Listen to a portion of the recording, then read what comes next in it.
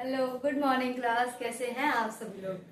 I hope आप सभी लोग बहुत अच्छे होंगे और सुबह सुबह पर डे मेरी क्लासेस से अपनी तैयारी को और बेहतर बनाने की कोशिश कर रहे होंगे। तो जैसा कि आप सभी लोग जानते हैं कि हम 7th क्वेश्चन पेपर स्टार्ट कर चुके हैं। हम अब तक 6 क्वेश्चन पेपर कर चुके हैं। जो भी बच्चा मेरी आज की वीडियो देख रहा है वो ये देख करके घबराए ना कि दीदी बहुत फास्ट करा रही हैं, कुछ समझ में नहीं आ रहा। अगर आपको समझना है तो पीछे के जितने भी वीडियोस पड़े हैं उनको एक एक करके पढ़ते आइए। आप जब तक यहाँ तक पहुंचेंगे ना, जैसे हर बच्चा यहाँ तक खुद से करने लगा है, आप भी हर क्वेश्चन देखेंगे और आंसर खुद से निकाल लेंगे। तो अगर आप यहाँ से स्टार्ट करेंगे तो थोड़ी सी दिक्कत तो आएगी। आप थोड़ा सा स्टार्टिंग से कीजिए या दूसरे तीसरे क्वेश्चन पेपर से भी करोगे तो भी यहाँ तक पहुंचते पहुंचते बहुत आसानी से क्वेश्चन सॉल्व करना सीख जाओगे। मैंने हर एक ट्रिक, हर एक फॉर्मूला, हर एक चीज मैंने पिछले वीडियो में करा दी है। मैंने बहुत बेसिक फॉर्म से कराया, बहुत धीमे धीमे स्टार्ट कराया था। अभी भी मैं बहुत स्लो कराती हूँ। अगर आप लोग को तैयारी अच्छी है तो आप मेरे साथ कोऑर्डिनेशन बिठा पाएंगे, अदरवाइज आपको पिछली क्लासेस देखनी ही पड़ेंगी। तो चलिए बच्चों, शुरू करते हैं आज का नया सेशन नए क्वेश्चंस के साथ। तो बेटा हमारा कौन सा लेक्चर चल रहा है, सॉरी कौन सा क्वेश्चन पेपर चल रहा है? हमारा क्वेश्चन पेपर है बेटा 7। कौन सा क्वेश्चन पेपर चल रहा है? 7। हम कुछ एमसीक्यूज कर रहे थे तो चलिए उन्हीं में लगातार स्टार्ट करते हैं। बेटा क्वेश्चन दे रखा है हमको क्या?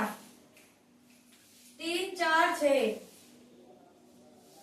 तथा x का समांतर माध्य 5 है तो x का मान ज्ञात कीजिए। हमसे क्वेश्चन पूछा गया बेटा 3, 4, 6 तथा x का समांतर माध्य 5 है तो x का मान ज्ञात कीजिए। हमें बेटा x की वैल्यू फाइंड करनी है। तो देखिए बेटा, मैंने आप लोगों को समांतर माध्य का फॉर्मूला पहले भी बताया हुआ है। समांतर माध्य बराबर होता है कुल संख्याओं का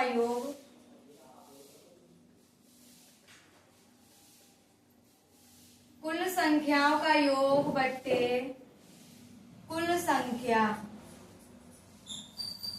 ठीक है, ये होता है बेटा फॉर्मूला। अच्छा, हमें समांतर माध्य की वैल्यू गिवन है, कितनी गिवन है बेटा? 5 गिवन है। और हमसे कुल संख्याओं का योग हमें दे रखा है 3 + 4 + 6 + x। कुल संख्याओं का योग हमने टोटल संख्याएं जोड़ दी। उसने बोला है कुल संख्या, तो जो गिन लीजिए 1, 2, 3, 4 कितनी संख्या बेटा? 4 संख्याएं हैं।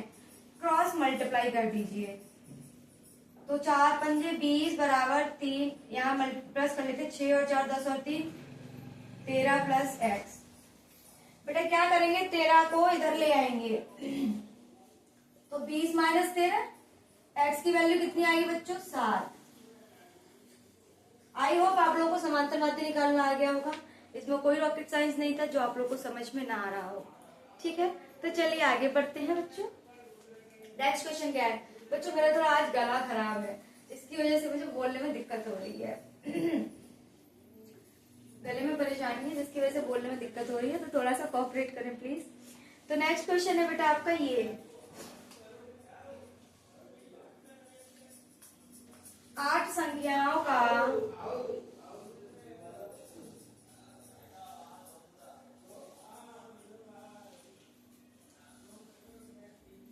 समांतर माध्य 12 है।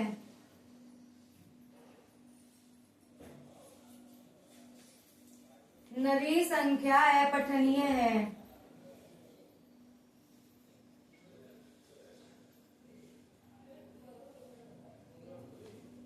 यदि सभी संख्या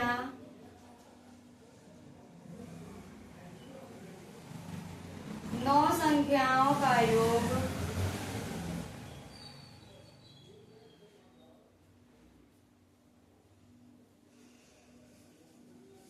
यदि 9 संख्याओं का समांतर माध्य 13 है तो अपठनीय संख्या होगी।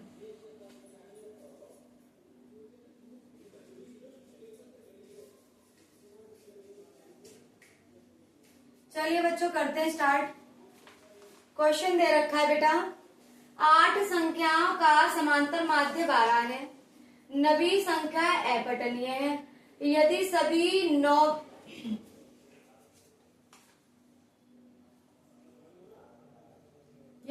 9 संख्याओं का समांतर माध्य 13 है तो अपठनीय संख्या होगी। बेटा हम लोग को क्वेश्चन दे रखा है, ये देखिए कैसे करेंगे इसे। चलिए देखिए, 8 संख्याओं का समांतर माध्य 12 है। उसने बोला है 8 संख्याओं का समांतर माध्य 12 है। तो बेटा हम क्या करेंगे, एक संख्या का निकाल लेंगे। 12 में मल्टीप्लाई 8 था, सॉरी, हाँ 12 8 96। अब बेटा हम करेंगे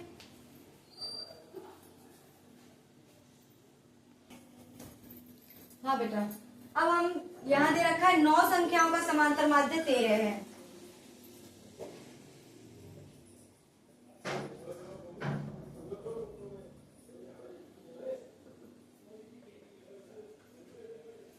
तो बेटा हम निकालेंगे 9 मल्टीप्लाई 13 यानी कि 117 आ गया। उसने बोला है कि 9वीं संख्या का समांतर माध्य कितना होगा, जो हमें पता नहीं है। बेटा 8 का ये है, 9 का ये है, लेकिन एक संख्या ऐसी है जिसका हमें पता ही नहीं है कि क्या होगा, तो हमें वही निकालना है। तो उसके लिए हम क्या करेंगे, 9वीं संख्या के समांतर माध्य से 8वीं संख्या का समांतर, ये बेटा संख्या है टोटल, ठीक है, संख्या है ये, ठीक है। तो देखिए बेटा, जो हमारी 8 संख्याओं का समांतर माध्य जो निकला वो ये है, संख्या हमारी ये निकली है, टोटल संख्या हमारी ये निकली है। टोटल में से अगर हम ये निकाल देंगे तो जो बची हुई संख्या है वो निकल आएगी। तो 117 में से बची हुई संख्या, टोटल संख्या हमारी ये आ गई, या लिख लीजिए टोटल संख्या, ठीक है। 8 संख्या, 9 संख्या, ठीक है। तो बेटा हमारी 8 संख्या माइनस 9 संख्या, सॉरी 9 संख्या में से 8 को घटाएंगे। 9 कितनी दे रखी है बेटा, 117 माइनस के 96, 7 में से 6 गया 1, 11 में से 9 गया 2, 21। बेटा जो 9वीं संख्या होगी वो कितनी है बेटा, वो 21 है। क्लियर है आप लोगों को? अगर क्लियर है तो प्लीज उतार ले, मुझे थोड़ी बोलने में दिक्कत हो रही है। नेक्स्ट क्वेश्चन करते हैं बेटा।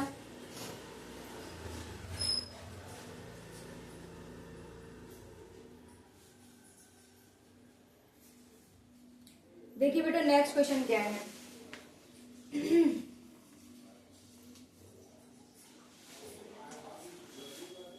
95 तथा 152 का HCF होगा। हमसे कहा है 95 तथा 152 का HCF बताइए। तो बेटा देखिए कुछ नहीं करना है, 152,95, बेटा हमें ये देखना है कि ये दोनों संख्या ऐसा कौन सा पहाड़ा है जिसके अंतर्गत आती हैं। देखिए यहाँ 2 है और यहाँ 5 है, यानी कि दोनों इवन नंबर से नहीं कट सकते हैं, और दोनों 5 जिसके पीछे आता है 5, 10, 15 इनसे नहीं कटेंगे। तो हमें देखना होगा कि ये जो है ऑड नंबर से जा सकता है। तो हम देखते हैं, देखिए बेटा 13 से नहीं जा रहा, 7 से नहीं जा रहा, 9 से भी नहीं जा रहा है, ये 11 से भी नहीं जा रहा है, 17 से नहीं जा रहा, 19 से देखते हैं बेटा, 19 पंजे 95 होता है, और ये बेटा 19 अट्ठे 8 9 72 और 8 और 7 15, ठीक है बेटा ये 19 बार जा रहा है। इसके बाद ये फर्दर सॉल्व नहीं होगा, तो इसका मतलब है कि इसका जो HCF आ गया 95 तथा 152 का HCF कितना आ गया बेटा? 19। यही क्या होगा? हमारा आंसर होगा। आई होप आप लोगों को ये क्वेश्चन समझ में आया हो। तो नेक्स्ट क्वेश्चन की तरफ बढ़ते हैं।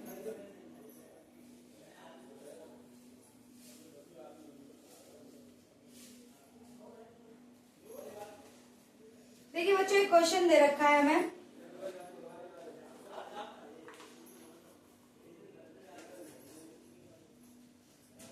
दिया है BC बट्टे QR बराबर है 1/3 के साथ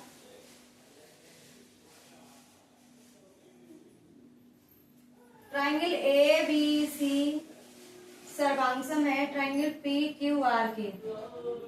तब area of triangle PRQ, area of triangle ACB बताइए।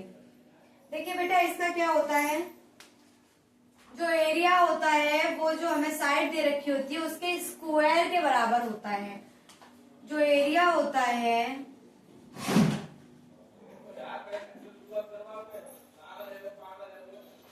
ये जो होता है वो साइड के स्क्वायर के बराबर होता है। ठीक है, तो हमने क्या करना है, साइड हमें ये गिवन है, लेकिन यहाँ ध्यान से देखिए QR किस में बेटा? ऊपर वाले में है। BC किस में है बेटा? नीचे वाले में है। तो जो ये है 3 वो ऊपर लगेगा और BC की वैल्यू नीचे लगेगी। तो हमने लगा दिया 3/b का स्क्वायर। बेटा कितना आ गया? 9। यही होगा आपका आंसर। 9/1 लिख लीजिए। तो ट्राइंगल PRQ बट्टे ट्राइंगल ACB का एरिया कितना निकल के आ गया? 9। आई होप आप लोगों को ये क्वेश्चन समझ में आ गया होगा। अगर समझ में आ गया है तो उतार लीजिए और नेक्स्ट क्वेश्चन की तरफ बढ़ते हैं।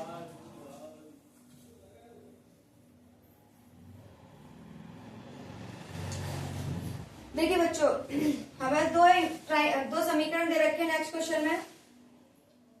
KX प्लस के 3Y माइनस के -3 बराबर 0। 12X प्लस के KY माइनस के K बराबर 0। और हमसे कहा है अपरिमित हल बताइए। यानी कि more than solution, more than one solution. बेटा हम लोगों से पूछा है अपरिमित, यानी कि जिसमें बहुत सारे सॉल्यूशन निकले, हमें वो वाला सॉल्यूशन हमें इसमें बताना है। उसके जरिए हमें K की वैल्यू फाइंड करनी है। किसकी वैल्यू फाइंड करनी है बच्चों? K की वैल्यू फाइंड करनी है। तो मैंने आप लोगों को इनफाइनाइट मैनी सॉल्यूशन वाला भी बता रखा है। कैसे बताया है? मैंने बताया है A1/A2 बराबर B1/B2 बराबर C1/C2। हम इसकी सहायता से मैनी सॉल्यूशन वाला फॉर्मूला निकाल सकते हैं। मैनी लिख लीजिए यहाँ पे, मैनी सॉल्यूशन। चलिए तो बेटा एक काम करते हैं, ये A1, ये A2, ये B1, ये B2, ये C1 और ये C2। तो A1 की जगह K लगाइए, A2 की जगह 12, B1 की जगह 3, B2 की जगह K, C1 की जगह -K-3 और बेटा इसकी जगह क्या लगाएंगे? ओनली माइनस का K। चलिए बेटा, किसी भी दो, या तो आप इन दोनों को उठा लीजिए या फिर इन दोनों को उठा लीजिए, सॉल्यूशन आपका सेम ही आएगा। आपका जो मन हो, मैं दोनों से करा के दिखा दूंगी। तो पहले हम इसे उठा लेते हैं। K/12 बराबर 3/K। बेटा हम क्रॉस मल्टीप्लाई कर लेते हैं तो हमारा आ जाएगा K² बराबर 36। और बेटा 36 कितने का स्क्वायर होता है? 36 बेटा 6 का स्क्वायर होता है। तो K की वैल्यू कितनी आ गई? 6 आ गई। आई होप यहाँ तक तो आपको कोई समस्या नहीं होनी चाहिए। अब चलिए इन दोनों के बीच में लगा के बताते हैं। 3/K बराबर -K अपॉन में -K। बेटा माइनस से माइनस होता है आपका कैंसिल। अब आपका K से K भी कैंसिल हो गया। तो 3 बराबर K-3, -K3 इस तरफ आएंगे तो कितना हो जाएगा? 6। देखिए बेटा इससे भी 6 आया है और इससे भी 6 आया है। तो K का मान अगर हम 6 रख देते हैं तो इस वाले समीकरण के मैनी सॉल्यूशन निकलेंगे। आई होप आप लोगों को क्वेश्चन समझ में आ गया होगा। अगर समझ में आ गया है तो चलिए आगे बढ़ते हैं, फिर नेक्स्ट क्वेश्चन की तरफ बढ़ते हैं। और आज का ये हमारा लास्ट क्वेश्चन होगा, इसके बाद में आपसे मुलाकात हम कल करेंगे। तो देखिए क्या है क्वेश्चन। क्वेश्चन दे रखा है बेटा आपका, एक त्रिभुज के दो शीर्ष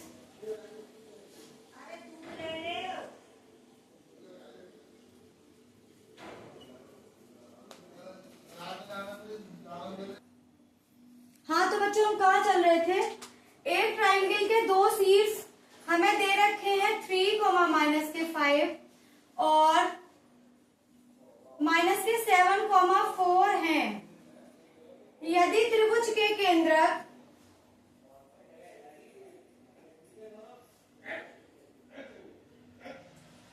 के निर्देशांक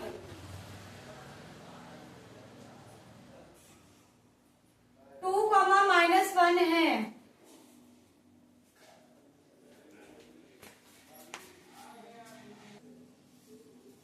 हाँ तो बच्चों आगे क्या लिखना है आपको, 2, -1 हो तो तीसरे शीर्षक के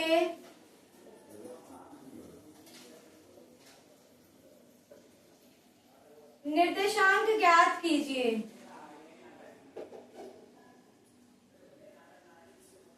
तो चलिए इसके निर्देशांक बेटा फाइंड करते हैं। अब तक मैंने आप लोगों को क्या क्या कराया है, अब तक मैंने आप लोगों को कराया है कि आपको इस तरीके का ट्राइंगल दे रखा होगा ABC, आपको कोई दो साइड की भी होंगी तो तीसरी पूछ लेगा, ठीक है। और आपसे ये भी मैंने आपको कराया है कि इन तीनों साइडों को पता करके बताइए कि ट्राइंगल कौन सा है। मैंने आप लोगों को चतुर्भुज वाले फॉर्मूले से कराया है, चतुर्भुज कराया है कि अगर आपको 3 एंगल दे रखे हैं तो चौथा बताइए। अब तक हमने यहाँ तक किया था बेटा, इट्स डिफरेंट, ये डिफरेंट क्वेश्चन है और इसको डिफरेंट तरीके से किया जाएगा। तो सबसे पहले मैं आप लोगों को बता देती हूँ कैसे, पहले मैं उतरवा दूं। देखिए इसको पहले आप एक बार लिख लीजिए। मैंने मान लिया इसको A, B।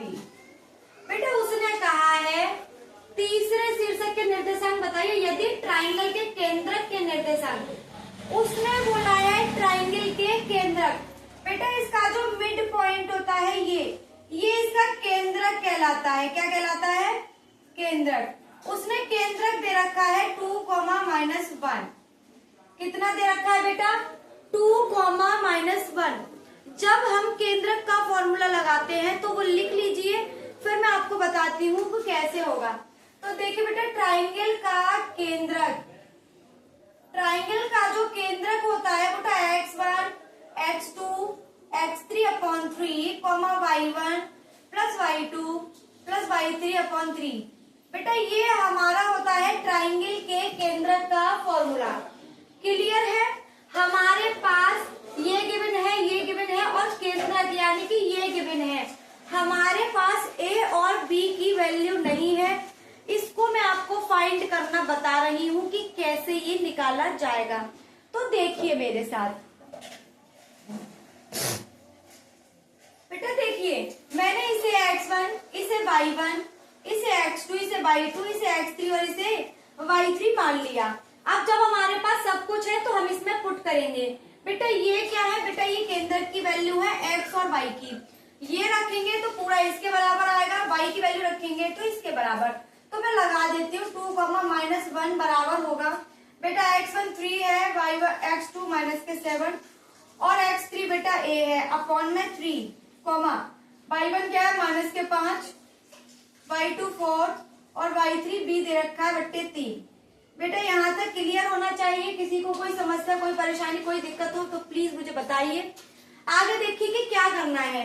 ये वाली जो वैल्यू दे रखी है वो बेटा आगे वाले 2 के बराबर होगी, क्योंकि ये x की वैल्यू है और आपको मैं बता चुकी हूँ पहली x और दूसरी y की होती है। तो बेटा 2 के बराबर होगी आपकी क्या? 2 बराबर बेटा 7 में से 3 गया तो कितना बचा? -4 + a अपॉन में है 3। यहाँ तक कोई समस्या नहीं होनी चाहिए।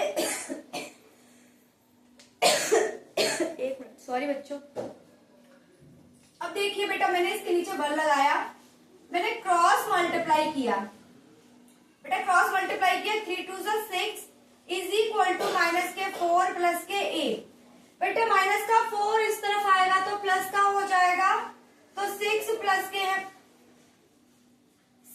के 4 बराबर कितना आ गया 10। तो बच्चों हमारे पास a की वैल्यू कितनी आ गई 10। अभी हमें y की वैल्यू फाइंड करनी है। बेटा मैं ऊपर से क्वेश्चन को रफ कर देती हूँ, क्वेश्चन को हटा देती हूँ क्योंकि उसकी नीड तो हमें इतनी है नहीं। अब ये सब हटा देती हूँ जिससे कि हम आसानी से सॉल्व कर सके। कभी कभी बोर्ड भी छोटा पड़ जाता है। चलिए देखिए बेटा, अब हम क्या करेंगे, माइनस का 1 y की वैल्यू है तो इसे y की वैल्यू के ही साइड रखेंगे। माइनस का 5, बेटा माइनस के 5 में से 4 गया, माइनस का 1 बचा। इसमें भी हम सेम प्रोसेस करेंगे, क्रॉस मल्टीप्लाई करेंगे। तो माइनस के 3 बराबर माइनस के 1 प्लस के है b। बेटा माइनस का 1 बराबर के इस तरफ में आएगा तो वो किसका हो जाएगा, प्लस का हो जाएगा। तो हमारा निकल के आया b बराबर माइनस के 2। बेटा हमारे डिजिट्स निकल के आ गए, a कॉमा b के कितने निकल के आए, तो 10 कॉमा माइनस के 2। यही होगा हमारा आंसर। यानी कि ये किसके डिजिट है बेटा, सी के हैं, सी के निर्देशांक हमारे ये निकल के आए। आई होप आप लोगों को क्वेश्चन समझ में आ गया होगा। कुछ नहीं था, जैसे हम मध्य बिंदु का फॉर्मूला लगाते थे वैसे ही हमें केंद्रक का फॉर्मूला लगाना था और क्वेश्चन सॉल्व करना था। तो आप लोगों को समझ में आ गया होगा जो भी मैंने पढ़ाया है। अगर आप लोगों को मेरी क्लास पसंद आती है, अगर मेरे द्वारा बताए हुए सॉल्यूशन आपको समझ में आ रहे हैं तो प्लीज मुझे सब्सक्राइब करें, फॉलो, शेयर, कमेंट करें और मुझे बताएं कि आगे मैं आप लोगों के लिए और क्या लेकर आऊं। आपका बहुत बहुत शुक्रिया, बहुत बहुत धन्यवाद। आज हम यहीं तक रखेंगे क्लास को। चलिए।